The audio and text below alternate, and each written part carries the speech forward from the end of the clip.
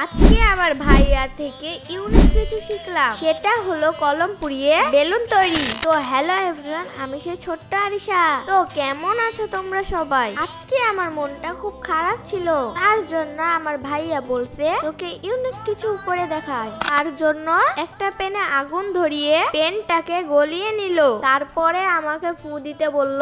ও মা, বুলবুলকে বেলুন বের হচ্ছে। আমি বলছি যে এটা কিভাবে সম্ভব? আমার ভাইয়া বলছে তারা নাকি ছোটবেলায় এইভাবে অনেক খেলেছে, তার জন্য আমাকেও আজকে শিখিয়ে দিল।